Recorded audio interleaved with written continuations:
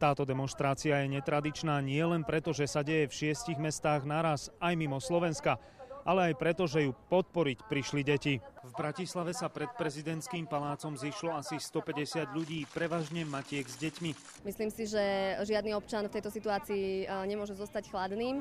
Na námestí bola aj Eleonóra Študencová, ktorá hovorila nielen o svojich vnukoch Martinkovi a Samkovi, ale aj o systéme, ktorý treba zmeniť. Pani Cisárová to sama nezvládne. Pokiaľ tam bude mať, ako dneska bolo písané, 18 ľudí, pokiaľ tam zostanú tí istí ľudia, bohužiaľ, ona sama nezvládne nič. Potom sa prečítali konkrétne požiadavky organizátorov, aby neostalo len pri slovách. Nakoniec hlavných aktérov pozvali za bránu prezidentského paláca. Stretnutie bolo za zatvorenými dverami.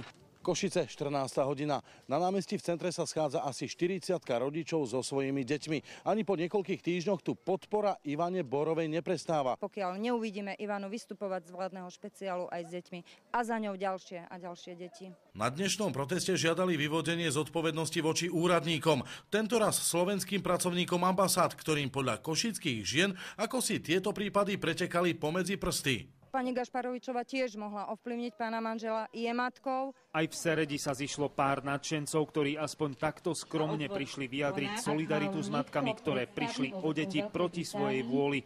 Rovnako aj v Prahe sa našli ľudia, ktorým to nie je jedno a papierové lietadielka lietali aj tam. Podobná akcia sa konala aj v Belfaste. Pokojné protesty vraj pritom nekončia.